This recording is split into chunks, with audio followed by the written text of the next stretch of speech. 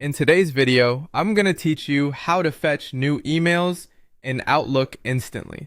By the end, your inbox will always show the latest messages right at the top, so you can spot new arrivals without hunting for them. Start by opening your web browser and heading to your favorite search engine. In the search box, type Outlook and press enter. This is a quick way to reach Outlook on the web even if you don't have the exact address handy.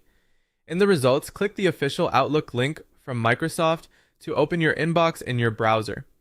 Once your Outlook inbox is visible, look toward the top of your message list. You'll see a small control labeled Sorted By.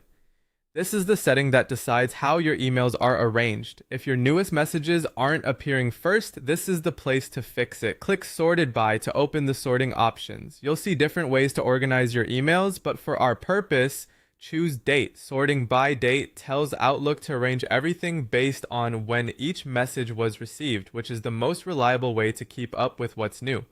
After selecting date, look for the option that controls order. Click Newest on top. The moment you choose this, your inbox will rearrange so the most recent emails sit at the very top of the list.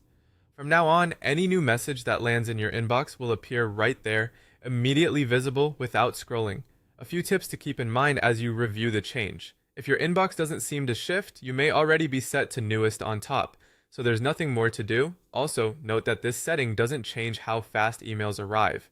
It simply ensures you see them first the moment they do. If you work with a lot of messages, this small adjustment can save you time and help you avoid missing something important. That's the entire process.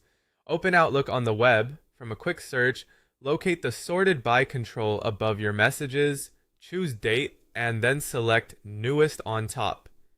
With this setup, your inbox becomes a live feed of what's just come in, so you can act on new information right away.